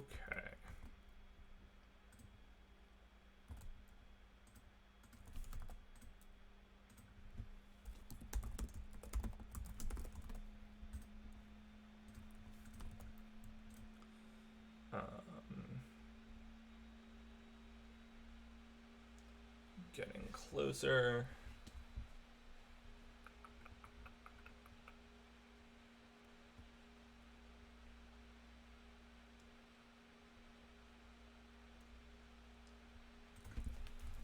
Normalize.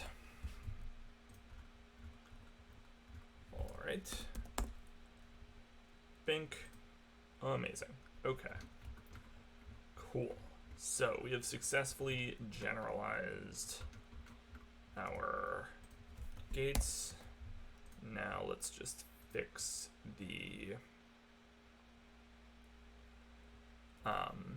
so one thing I want to do, let's see if we can impl from and into for register, because that'll save us some conversions. From qubit for register and itself singleton.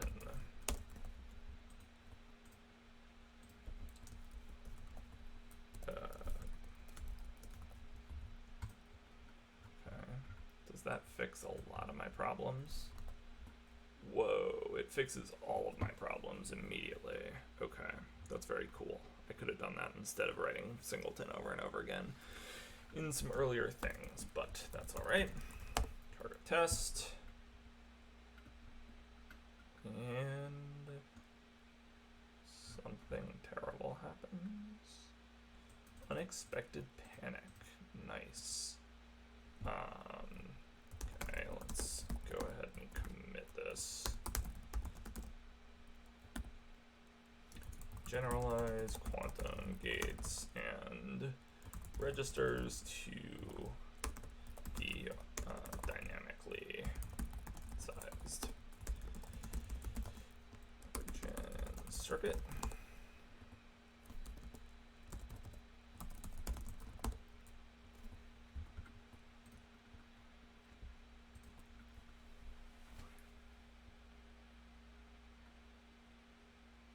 It's not the first time that I've seen this.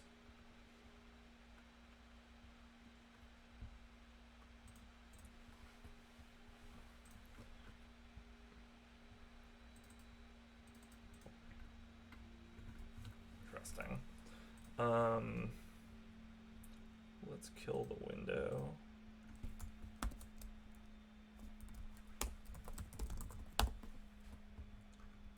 Same issue. There's a cargo clean, I think.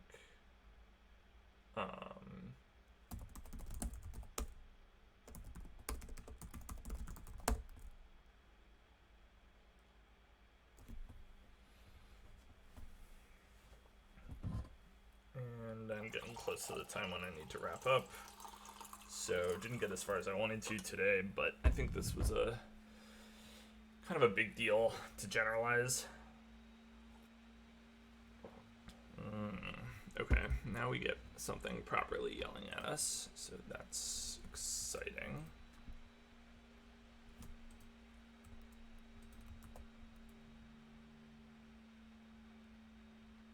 Cargo check is running.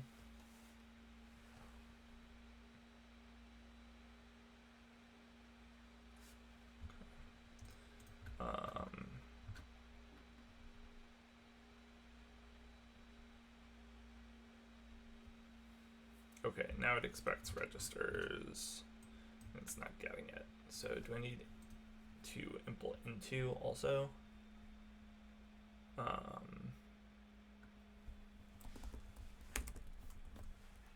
Let's see here.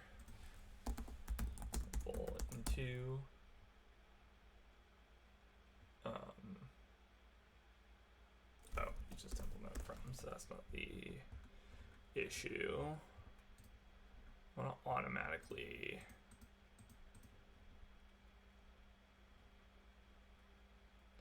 there is a way to automatically do this that I guess isn't just by implementing from. Let's see. Rust automatically cast.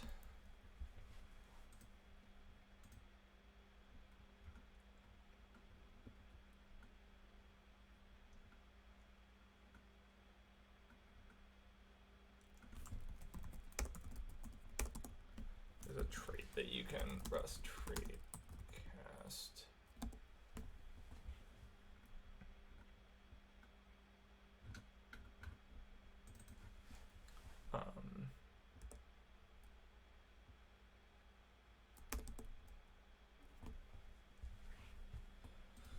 I was just looking at this recently.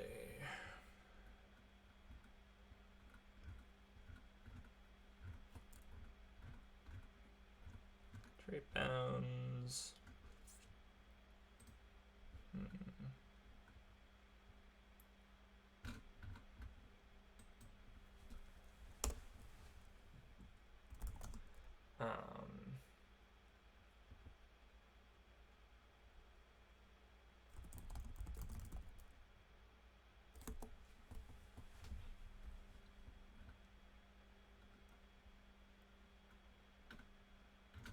Cast it manually. I want to automatically cast it is the point. I mean, I can just say .from on all of these. I guess that's what I'll do.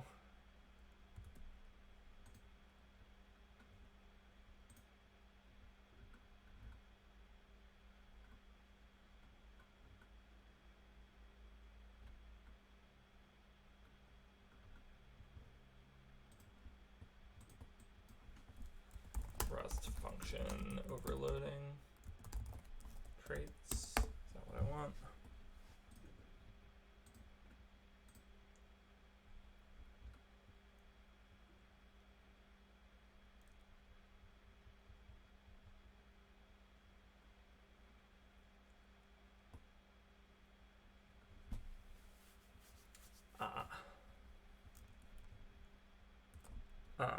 Okay, that's a fair point. So what I can do is I can make this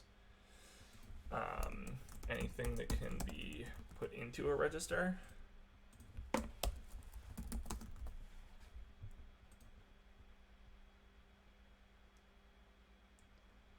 And then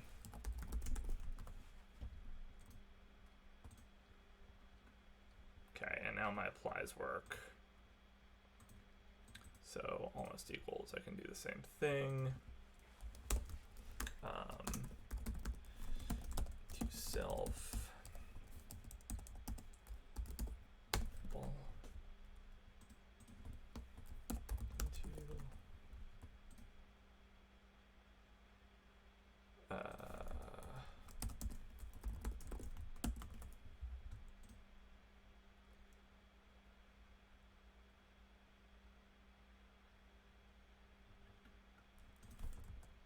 let's see here. This.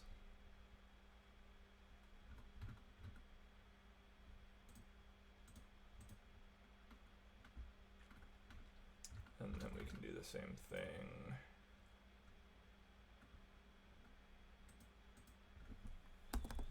Pull from qubit for register.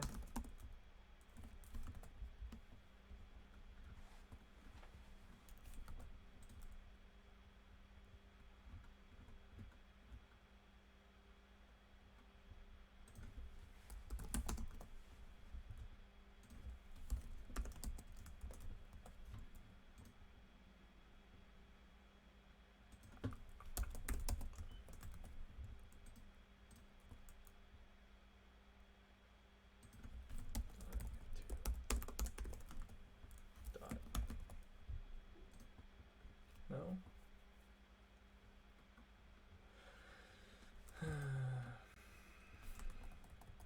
Okay, I don't want to fight with this right now.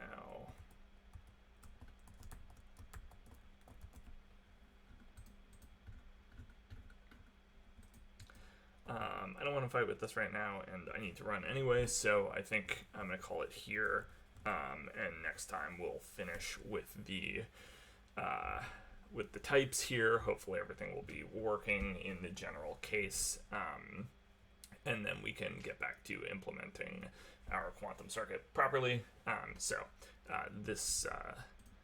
This part sort of turned into a broader refactoring section around making our quantum gates and registers dynamically sized, but that's okay. That's how this stuff works. You implement the simple cases first, and then you try to generalize, and sometimes that generalization can take some time.